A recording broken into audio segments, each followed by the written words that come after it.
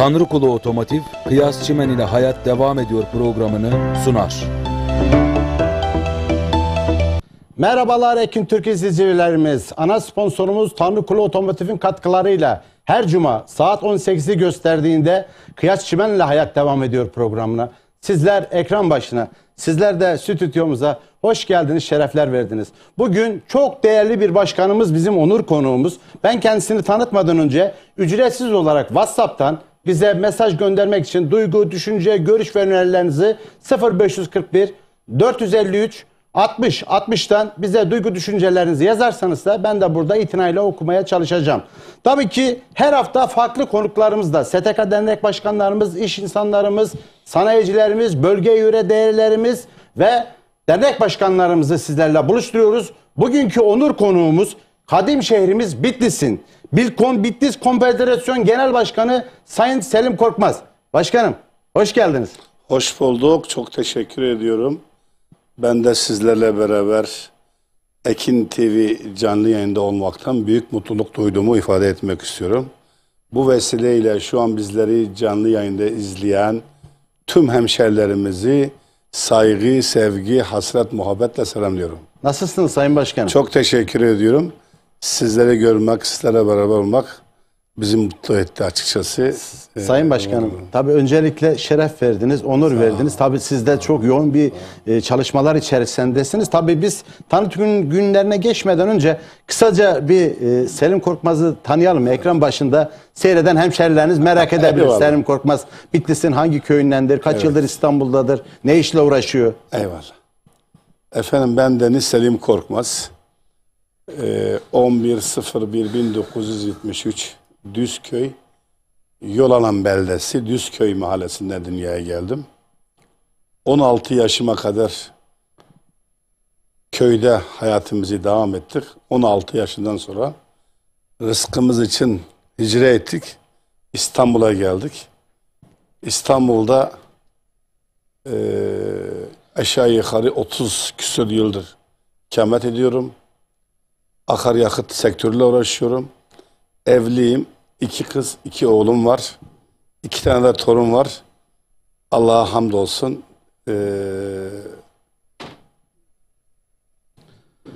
Evet Sayın Başkanım, tabii ki bizler sizi yakından tanıyoruz. Ekran başında hemşerileriniz sizi daha yakından tanımış oldular. Öncelikle sevgili Ekin Türk izleyicilerimiz, tabii ki bugün 10 Kasım. Gazi Mustafa Kemal Atatürk'ün bugün tabii 85. ölüm yıl dönümünü tabii ki rahmet ve minnetten yad ediyoruz. Silah arkadaşlarıyla birlikte, çünkü Gazi Mustafa Kemal Atatürk yaklaşık 85 yıl önce vefat etti. Bir kez daha rahmet ve milletten yad ediyoruz. Sevgili Ekin Türk izleyicilerimiz, tabii biz bölge yöre insanları dedik. Bölgeye yöre ve hitaben program dedik. Tabii ki bugünkü onur konuğumuz Bitlis Konfederasyonu Genel Başkanı Selim Korkmaz bizim onur konuğumuz oldu. Tabii kendisine sorularımız olacak. Bu yakın günlerde de tabii İstanbul Atatürk Havalimanı'nda yanlış hatırlamıyorsamsa 16-19 Kasım arasında kadim şehrimiz Bitlis'in tanıtım günleri olacak. Tabi buraya çok değerli simalar katılacak. Bitlis valisi, Bitlis İl Emniyet Müdürü, Bitlis dernekleri, Bitlisliler, Bitlis'in ilçeleri, Bitlis merkezinden katılım sağlanacak buraya. Biz de orada olacağız inşallah. Biz de Sayın Başkanımızı yalnız bırakmayacağız. Bitlis'in yöresel yemekleri olacak. Bitlis'in yöresel sanatçıları olacak. Bitlis'in değerleri orada olacak. Tabii ki biz o gün biz de orada olacağız. Kadim şehir Bitlis dedik ya, Bitlis'in gerçekten hani derler ya Bitlis'te 5 minare, oraya da geleceğiz Sayın Başkanım. Bunu da merak eden izleyicilerimiz var. Ben de merak ediyorum. Niye Bitlis'te 5 minare? Zaten burada onu da özellikle anlatalım inşallah. Bu tanıtım günleri Sayın Başkanım 16-19 Kasım 2023 tarihleri arasında gerçekleştirilecek. Bu tanıtım günü İstanbul Atatürk Havalimanı'nda olacak. Doğru. Siz de orada olacaksınız. Tüm Bitlisli hemşerilerinizi de oraya davet ediyorsunuz. Ben öncelikle bu Bitlis'te 5 minarenin sizden bir öyküsünü alalım. Daha sonra da tanıtım günlerimize geçelim başkanım. Efendim, Rus Harbi'nde Bitlis'i işgal ediyorlar. Bir baba oğul da şehit olmamak için bir mağaraya sığınırlar. Tabi arada 3-5 gün geçer. Hem yiyecekleri biter. Baba oğula der ki, oğul hele bir bak tepeden, Bitlis'te ne var ne yok. Tabi oğul da gidiyor tepeden Bitlis'e yukarıdan bakıyor. Bitlis tamamen harabe olmuş. Gelip babasına diyor ki, baba diyor, Bitlis'te diyor taş üzerine taş kalmamıştır. Tamamen harabe olmuştur diyor. Peki ne var ne yok diyor. Sadece 5 minare var diyor. Geri kalan tamamen diyor yıkılmıştır diyor. Babası başlar oradan. Bitlis'ten 5 minare, beri gel oğlan beri gel. Yüreğim dolu yara, beri gel oğlan beri gel. 99 yaram var oğlum, beri gel, yani gel bu tarafa, şehit olma. Beri gel oğlan beri gel. Bir yara da sen açma. Beri gel oğlum beri gel. Yani Bitlis'in, Türkiye'nin hikayesi Rus Harbi'nin işgalından bugünden, o tarihten bugüne kadar böyle sembol hale gelmiş bir Türkiye. Evet. Sevgili Ekin Türk izleyicilerimiz, tabii ben de merak ediyordum. Ekran başında merak eden izleyicilerimiz de bu Bitlis'te 5 minareni Bitlis Konfederasyon Başkanımız Sayın Selim Korkmaz'dan dinlemiş olduk. Başkanım, evet, gerçekten yani Bitlis gerçekten kadim bir şehir. Bitlis'in ilçeleri olsun, Bitlis'in tabii ki değerleri olsun. Metropol bir şehirde konfederasyon olarak 16 Kasım ile 19 Kasım arasında İstanbul Atatürk Havalimanı'nda Bitlis tanıtım günlerinin kaçıncısı olacak başkanım? Yanılmıyorsam. Şimdi izin verirseniz. Tabii ki. Bitlis tanıtım günlerin geçmeden önce evvela bizleri şu an Ekin TV canlı yayında izleyen bütün Bitlisli hemşerilerimize, Adil Cevaz'a, Ahlat'a, Norşen'e, Motki'ye, Tatvan'a, İzan'a, Bitlis merkeze, 13 beldemize, 334 köyümüze, her birisine bizim Bitlis terbiyemizle büyüklerin ellerinden, küçüklerin gözlerinden öpüyorum. Hepinize saygı, sevgi, hürmetimi arz ediyorum. Bir Selim Korkmaz olarak diyorum ki ben Iğdır'da Iğdırlıyım. Malatya'da Malatyalıyım. Antalya'da Antalya'dayım. Trabzon'da Trabzonluyum. Çanakkale'de Çanakkale'liyim. Bitlis'te Bitlisliyim. Adım Selim, soy ismim Türkiye diyorum. Evet. Biz bir aileyiz, birlikte güçlüyüz. Bitlis kadim şehir, gerçekten sizin de ifade ettiğiniz için. Bitlis deyince Selçuklu mezarlığı aklımıza geliyor.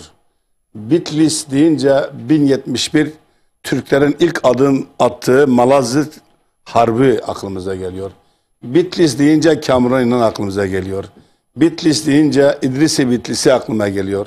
Bitlis deyince Bediüzzaman Said Nursi aklımıza geliyor. Bitlis deyince Feyzullah Ensari aklımıza geliyor. Dolayısıyla Bitlis'i bugün burada 45 dakika içerisinde sayarak, anlatarak bitiremeyiz. Ben dünyaya bir kere değil 100.000 kere dünyaya gelsem yine bir Bitlisli olarak dünyaya gelmek isterim. Bitlisli ve tüm Bitlisli dostlarıma da saygılarımı, sevgilerimi arz ediyorum. Gelelim Bitlis tanıtım günlerine. 6.'sı düzenleyeceğimiz. Evet. Bitlis milletvekillerimiz, Bitlis valimiz, Bitlis kaymakamlarımız, Bitlis belediye başkanlarımız, Bitlis kanat önderlerimiz, cami cemaatlerimiz, STK başkanlarımız ve yönetimleri, özellikle dernek başkanlarımız ve tüm halkımız komşularıyla beraber, dernekleriyle beraber, üyeleriyle beraber 16-19 Kasım tarihler arasında Atatürk Havalimanı, eski VIP dediğimiz Bakırköy Kaymakamın yan tarafı C kapısı, etkinlik alanında 16 Kasım saat 16'da resmi açılışımız olacak.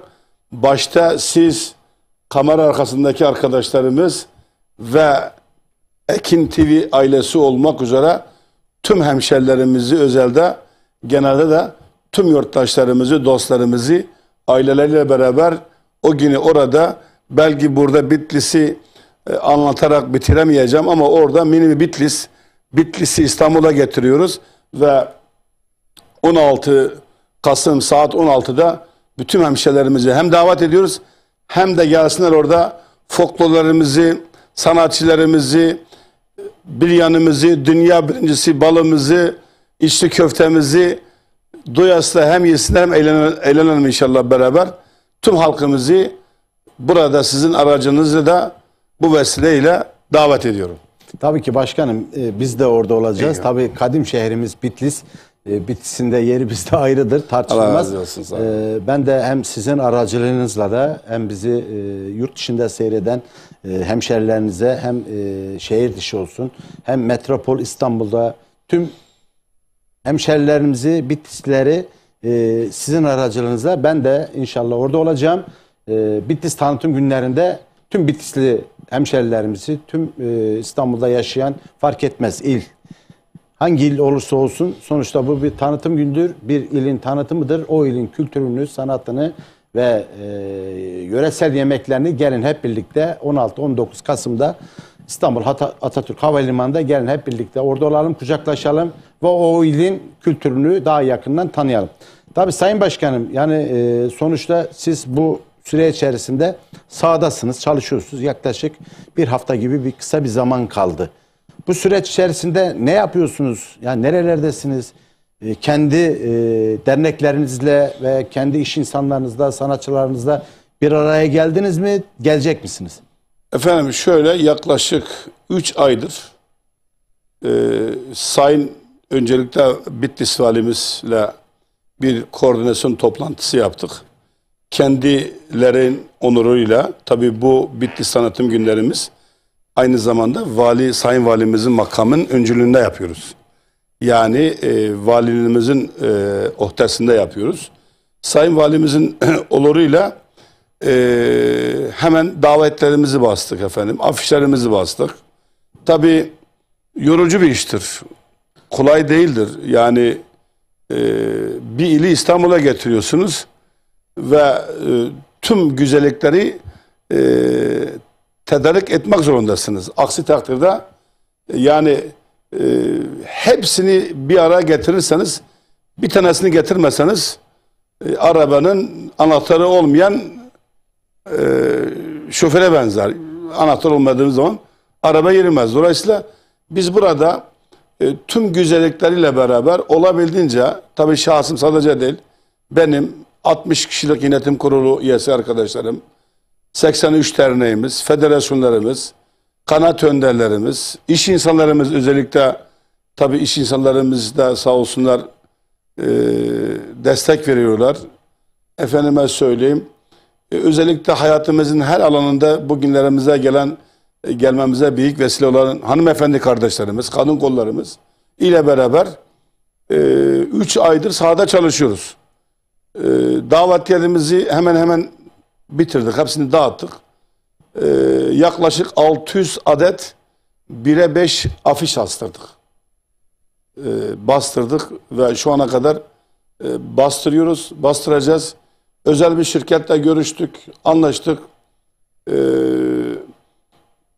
Gebze'den Silivri'ye kadar tüm viyaduk ev küpülere inşallah afişlerimiz olacak. Tabii bu arada özellikle bize destek veren belediyelerimizin 2 tanesini burada ifade etmek isterim. Bağcılar Belediye Başkanı Sayın Abdullah Özdemir Bey ve Bahçeli Evler Belediye Başkanımız, aynı zamanda hemşerimiz Hakan Bahadır Bey'in de katkılarından dolayı teşekkür ediyorum. İş insanlarımıza teşekkür ediyorum. Olazsa buraya katkı verecek, maddi manevi yüreği ortaya koyan, Bitlis'in en iyi şekilde güzelleşmek anlamında İstanbul'a getirme noktasında gayret gösteren başta Sayın Valimize, kaymakamlarımıza, belediye başkanlarımıza, özellikle milletvekilimize, Sayın Turan Bedirhanoğlu Beyefendi'ye ve bu işe destek veren herkese gönlünden teşekkür ediyorum. Dediğim gibi bir insan veya bir kuruluş sadece bu güzelliği bir araya getiremez. Bitlis ailesi bir olunca inşallah sizin de katılımlarınızda ki katkılarınız da bu da bir katkıdır. Bizleri canlı yayına çıkartmışsınız. Teşekkür ediyorum size de. İnşallah yani biz şunu ifade ediyoruz. Kendimizi çok met etmekten ziyade kişinin aynasıdır işi. Yani burada çok konuşmaktan ziyade elbette konuşacağız, kendimizi ifade edeceğiz. Ama tabii başardığımız zaman da tatlı bir yorgunluk hissedeceğiz. Onun için şu an canla başla çalışıyoruz, çalışmaya devam edeceğiz. İnşallah arzu ettiğimiz karabalığı da yakalarsak geride bir şey kalmaz diye düşünüyorum. İnşallah Sayın Başkanım, tabii ki bir ilin tanıtımına o ilin insanları, hemşerileri orada gelip kucaklaşırlarsa tabii ki o ilin kültürünü, sanatını, sanatçısını bir araya gelip orada güzel bir projelerle yapacağınız o tanıtım gününde tüm Bitlisli hemşerilerimiz orayı dolduracağına ben bütün kalbi duygularımla inanıyorum. İnşallah tabii biz de orada olacağız Sayın Başkanım. Bu arada Sayın Başkanım, tabii ki az önce Bitlis'in o güzel ilçelerini saydınız. O güzel ilçelerini bahsettiniz. O ilçelerin kaymakamları, o ilçenin değerli iş insanları, o ilçenin köylüleri, o ilçede az önce dediniz ki işte bizim balımız, baldan konu açıldı. Biraz da bu Bitlis'in balını sizden öğrenelim. Ne diyeceksiniz? Bitlis balının tadını orada tatmak için hemşerilerimizi davet ettiniz. Biz de tabii tatmaya geleceğiz inşallah. Bir tek bal yok tabii ki. Bitlis'in cevizidir, elmasıdır. Yani yöresel tüm ürünlerin standları şu an hepsi hazır mı Sayın Efendim standlar tamamen dolmuş. Maşallah. Bir o kadar da talep var. Niye diyeceksiniz? Zamanlamasına da çok dikkat ettik. Yani şunu arz etmeye çalışıyorum. Peynirin en iyi bitme aşamasında sonbaharda elmanın, armutun, balın, cevizin yani kışa hazırlık olacak tüm ürünlerimiz bu ayın sonuna kadar tükeniyor. Dolayısıyla tam bile halkımız istediği tam böyle tarihe denk getirdik. Evet. Onun için balından cevize, peynirden sucuğuna, yani orada sayamayacağım ne isterseniz Bitlis'in bütün ürünleri, hani organik dediğimiz ürünleri orada bulacaksınız. Şu an reji de verdi. Şu an tanıtım günlerinin reklamını veriyor Sayın Başkanım. Evet, onun için ben tekrardan söylüyorum. Bitlis'in yöresel tadı da çok güzeldir. Yani inanılmaz, mesela bir kış armutu var. İnanılmaz güzeldir. Onun için ben buradan anlatmaktan ziyade birebir yerinde görmek için tüm halkımızı davet ediyorum. Gelsinler, duyasıya orada. Allah Başkanım, öyle bir anlattınız ki sabırsızlandık yani. Eyvallah. Gerçekten yani bir yörenin, bir ilin, bir kültürünü orada insanlarını orada birbiriyle kavuşturmak büyük bir iştir. Zor da bir iştir. Yani o kadar insanı orada toparlamak kolay değil Sayın Başkanım. Siz az önce dediniz ki biz tabii Bitlis'in ilçelerinden saymaya başladınız. O ilçenin tamamını davet ettiniz değil mi Sayın Başkanım? Yani o ilçenin tam bürokrasilerini oraya davet ettiniz değil mi? Az önce ifade ettim. Yani burada Sayın Bitlis Valimizin öncülüğünde hem vekillerimizi, hem kaymakamlarımızı, hem belediye başkanlarımızı, hem kanaat önderlerimizi, hem kamu kuruluşlarımızı Bitlis'ten getiriyoruz buraya. Bir de İstanbul'daki STK'larımız, kanaat önderlerimiz, hemşerilerimiz, hemşeri derneklerimiz. Mesela ben aynı zamanda da dönem Doğu ve Güneydoğu İş Çatı Platformu hizmetkarıyım. Geçen pazar tüm STK başkanlarımızla Bilkom Bitlis Genel Merkezimizde bir kahvaltı toplantıyı düzenledik. Evet. Bu hafta da Fatih, pazar günü saat 9'da Fatih Siirt Vakfımızda yine tüm Doğu ve Güneydoğu STK'larımızı bir araya getiriyoruz. İnşallah hem yol haritamızı hem de oradaki tüm dostlarımızı da Bitlis Tanıtım Günü'ne davet edeceğim. Dolayısıyla burada hiçbir hemşerimizin gelmemesi bir eksiktir. Ben sadece 16-19 Kasım arasında tüm hemşerilerimizi bu 4 günlük Bitlis ilan ediyorum. Bitlis, vari Bitlis olarak ilan ediyorum. 4 gün boyunca herkes Bitlis'idir. Herkesi Bitlis Tanıtım Günlerine bekliyorum inşallah. Evet Sayın Başkan, biraz da sanatçılarımızdan bahsedelim. Kimler olacak? Sürpriz mi yoksa? Doğrusu ben şu an onu burada ifade etmeyeyim. Onu biz şirketle bir konuşmuşuz. Evet. Bu hepsi Bitlisli sanatçı. Şirket üzerinde olacak. konuşalım. Hepsi Bitlisli yabancı sanatçı koymayız. Yani evet. onu Yöresel sanatçılar. Yöresel sanatçılar ama burada isimlendirmem olan arkadaşlar var, olmayan arkadaşlar var. Evet. Kimse burada alınmasın, sürpriz olsun. Öyle diyelim, evet. Evet, sürpriz diyelim. Ama şunu söyleyebilirim. Folklor ekibimiz orada olacak. Evet. Bir kültürü, bir öfü, bir adeti en iyi tanıtan nedir?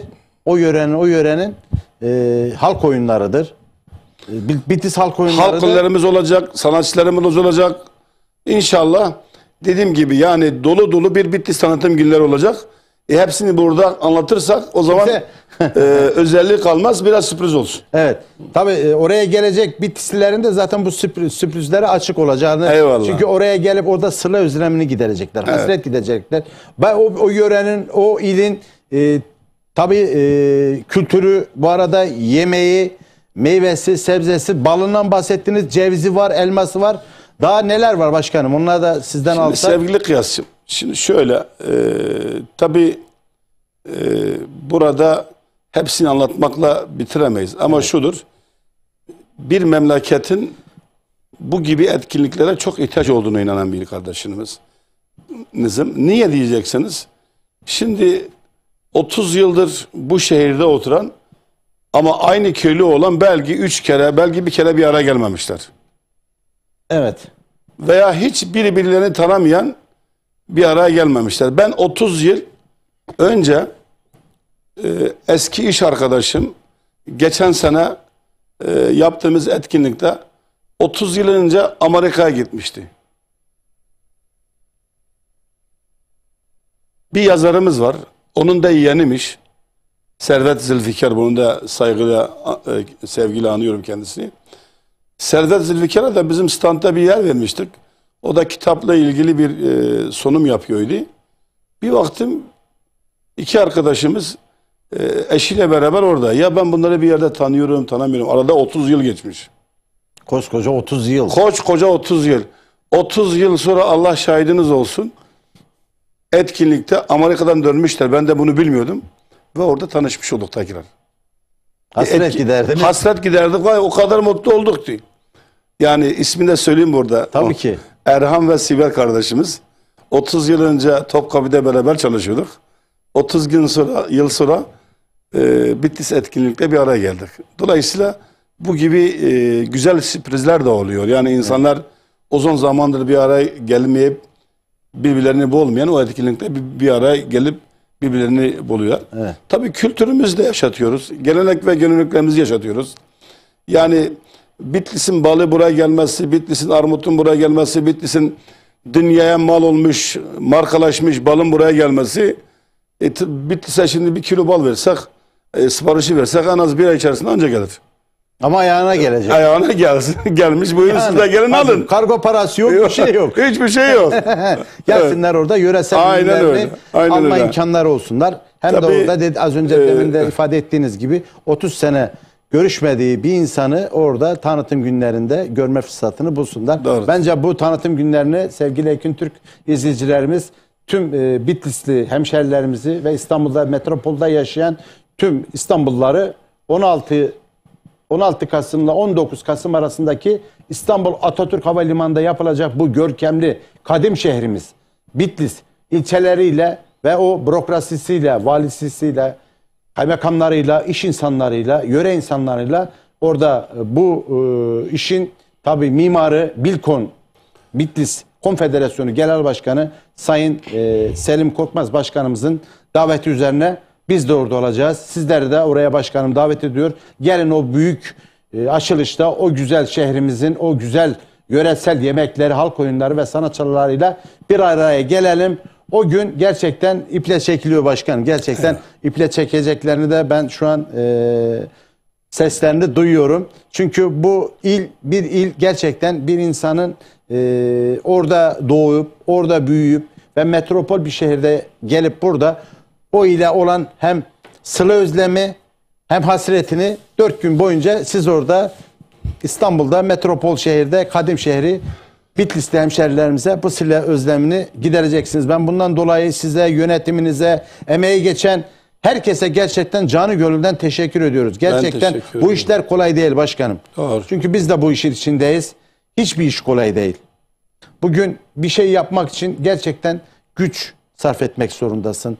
Ve o gün geceni gündüzüne katıp bu programı daha güzel yapmak için, bu tanıtım gününü daha güzel, görkemli yapmak için elinizi tabii ki taşın altına koymuşsunuz. Ben sizi yakından tanıyorum, kalbinizi biliyorum, yüreğinizi biliyorum. Gerçekten siz Bitlis için bir değersiniz başkanım. Yolunuz bahtınız açık olsun. Başarılar diliyorum. Her zaman bir kardeşin olarak, bir medyacı olarak yanındayım. Benim de üstüme ne düşüyorsa başkanım başım gözüm üstte diyorum. Her zaman da sizin yanınızdayız. Desteğimiz de tamdır. Ben başkanımı aradığımda sayın başkanım dedim. Davetiye göndermişsin. Tabii biz bu davetiyeyi aldık. Çünkü davete icap etmek erdemliktir. Ben sizin tabii ki davetinize karşılık ben de bir TV programcısı olarak Hayat Devam Ediyor programında sizi ağırlamak istiyorum. Gelin orada hem Bitlis tanıtım günlerini konuşalım. Hem orada çağrınızı, davetiyenizi ulaştıramadığınız insanlara bizim de bir hani görsel olarak sesimizi, sizin de davetinizi hemşerilerimize buradan davetinizi iletelim. İnşallah o gün orada büyük bir karabalık olacağına ben inanıyorum. Ben de orada olacağım inşallah. Başkanımın yanında olacağım. Destek amaçlı yanınızda olacağız başkanım. Bizim de üstümüzden ne düşüyorsa başımız gözümüz üstte. Tabii başkanım programımız tabii yavaş yavaş programımız sonuna doğru geliyoruz. Şu an zaten reklamlarda dönüyor. Rejiye de teşekkür ediyoruz. Bitlis gerçekten bizde yeri bir ayrı kadim bir şehrimiz. Bitlis tanıtım günlerini tüm Bitlislileri, İstanbul'da yaşayan tüm İstanbul'da yaşayan Bitlislileri ve İstanbul'da yaşayanları bu güzel tanıtım gününe sizin aracılığınızda ve de biz de Ekin Türk aracılığıyla davet ediyoruz Sayın Başkanım. Tabii mesajlar da geldi. Onlara da değinelim Sayın Başkanım. Birkaç tane mesaj gelmiş. Onları da okuyalım tabii. Buradan Burhan Çağlayan demiş. Selam Başkanım. Bitlis seninle gurur duyuyor demiş. Teşekkür ediyoruz. Rasim Gündüz değerli abim seni ve ekibini tebrik ediyorum. Yapmış olduğunuz çalışmalardan dolayı başarılarınızın devamını diliyorum. Teşekkür ediyoruz Rasim Bey'e ve evet. Burhan kardeşime Burhan çok teşekkür ediyorum. Sevgili Kıyas kardeşim, ben biraz da yol gezergahı ile ilgili bilmeyen hemşerilerime ifade edeyim. Özellikle metro 100 metreye yakına kadar alana geliyor. Kartal'dan, Pendik'ten ta Gebze'ye kadar metroya Üsküdar'dan, Fatih'ten, Bakırköy'den, Bağcılar'dan yani metro gezergahı kullanan bütün hemşehrilerimizin metroyla gelmeleri daha doğru olacağını buradan ifade ediyorum. Çünkü metro son durakta indikleri zaman havaalanı, Atatürk Havalimanı'nın son durakta indikleri zaman hemen karşıda zaten etkinlik alanı 150 metre yürüme mesafede. Daha rahat gelirler, daha rahat giderler. Onu ifade edeyim. Bir diğer çağrım da Bağcılar, Bahçelievler, Fatih gibi Sultan Gazi belirli ilçelerimize de Küçükçekmece, Bitlislerin yoğun olduğu yerlere de ring servisleri koymayı düşünüyoruz. Onu da burada ifade etmek isterim. Dolayısıyla diğer yönüyle de İET Büyükşehir Otobüsleri Kaymakamlığın önüne kadar geliyorlar. Onu da buradan ifade edeyim. Diğer yönüyle artık kendi özel arabasında zaten gelen etkilinin sol tarafta protokol dediğimiz otopark, 200 kişilik otoparkımız var. Sağ tarafta da kaymakamlığa giden yolda da sağ tarafta da ücretsiz 2000 araçlık otoparkımız var. Bunu da değerli hemşehrilerime duyurmuş olayım. Dolayısıyla havaalanı güzel bir yer, etkinlik de güzel bir alanda. Tabii orada kültür standlarımız olacak. Bizler sizleri orada misafir etmekten onur duyacağız. 50'ye yakın yöresel standlarımız olacak. 20'ye yakın yemek standlarımız olacak. Sahnemiz olacak. Dolayısıyla dolu dolu bir Bitlis Tanıtım Günleri tüm hemşehrilerimizi tekraren ağırlamaktan, davet etmekten, bir arada olmaktan büyük mutluluk duyduğumu ifade ediyorum. Bir de hayatımızın her alanında bize büyük bir katkısı olan baba rahmetli oldu, Allah rahmet eylesin, ama ana yaşıyor. Bize hem analık yapan hem de babalık yapan sevgili anacıma da Bitlis'in Yolalan Belediyesi Düzköy Mahallesi'nde muhtemeldir şu an bizi büyük bir ihtimalle izliyordur. Anam ellerinden öpüyorum. Selamımı, saygılarımı gönderiyorum. Anam çünkü benim hayatımda Evet. çok farklı bir yeri vardır. Annelerin yeri ayrı. Yani anam farklı. Tabii. Anam hem anamdır hem babamdır. Evet. Onun için başta anam olmak üzere kardeşlerimi, yengelerimi, akrabalarımı, köylerimi, hemşerilerimi, Bitlislerimizi ve tüm ülkemizi, dünyada yaşayan bütün Müslümanları saygı, sevgi, hürmetle selamlıyorum. Son bir şey daha söyleyeyim müsaadenizle. Buyur başkanım. Şimdi tabii doğrusu hayat devam ediyor.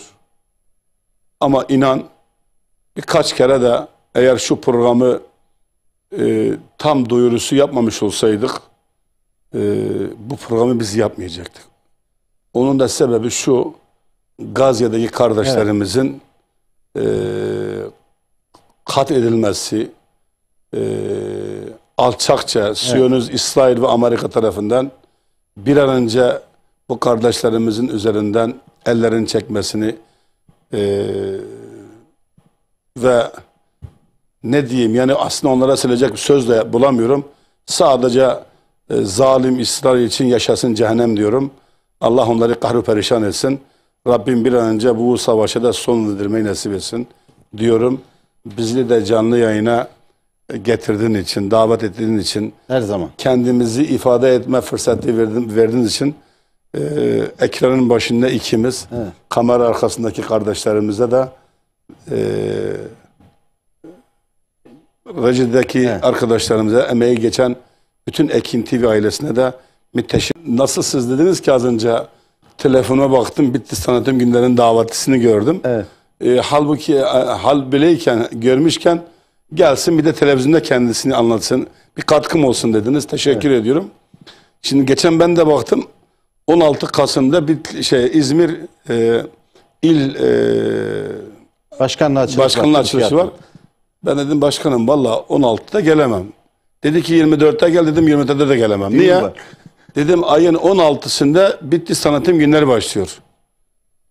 Bu vesileyle de bütün hemşerilerimi, dostlarımı, en az da düğüne gittim tüm gönül dostlarımı ayın 24'ünde Bağcılar Haksaray'da yeğenim Yunus Korkmaz'ın düğünü var. Bu vesileyle ona da tüm dostları oraya davet ediyorum. Dedim ki ayın 24'ünde de Bağcılar Belediye Halk Sarayı'nda yeğenimin düğünü var. Evet. Dolayısıyla ikisine de gelemiyorum. Beni bu sefer bağışla. Dur dedi, ben sana döneceğim dedi. Ardından herhalde 2 saat sonra baktım, benim telefonuma gelen mesaj geldi Nihat Anaoğlu'da. 25 Kasım İl Başkanlığımızın İzmir açılışı var. Senin için tarihi değiştirdim, mutlaka geleceksin dedi. Artık bu dedim yani kaçınılmaz. Evet. Sayın Başkanım geleceğim. Ama Sayın Başkanım burada sizin de hizmetinizi anlatmak gitmez. Ama sizin için sadece bugün bu ifadeyi kullanıyorum. Yarın ne demek istediğimi çok iyi anlarsın. İnsanoğlu hayal ettiği kadar büyüktür. Nihat Tanrıoğlu, teşekkür ediyorum.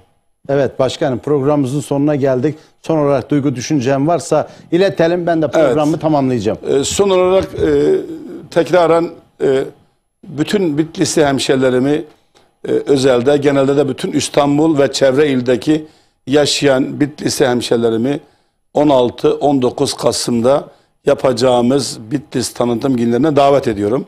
Resmi açılışımız 16 Kasım Perşembe günü saat 16'da olacak. Bizleri canlı yayında izleyen bütün hemşerilerimi, bütün yurttaşlarımı saygıyla, sevgiyle, hasretle, muhabbetle selamlıyorum. Bizleri izlediğiniz için, bizlere yorum kattığınız için hem sizlere çok teşekkür ediyorum, hem de bize bu imkanı veren Kıyas Çimen kardeşime teşekkür ediyorum. Ben teşekkür ediyorum. Sevgili Ekin Türk izleyicilerimiz, bir programımızın daha sonuna geldik. Bugünkü onur konuğumuz Bilkon, Kadim Şehrimiz Bitlis Konfederasyonu'nun genel başkanı, benim de değerli abim Sayın Selim Korkmaz oldu. Tabii ana sponsorumuz Tanrıkulu Otomotiv'in katkılarıyla Kıyas Çimen'le hayat devam ediyor. Bir programın daha sonuna geldik. Haftaya farklı konu ve konuklarla görüşmek dileğiyle. Hoşça kalın, dostça kalın. Ekin Türk TV'den ayrılmayın. Sizleri sevgi, saygı ve muhabbetlerimle selamlıyorum. Allah'a ısmarladık. Tanrıkulu Otomotiv, Kıyas Çimen ile hayat devam ediyor programını sundu. Radyo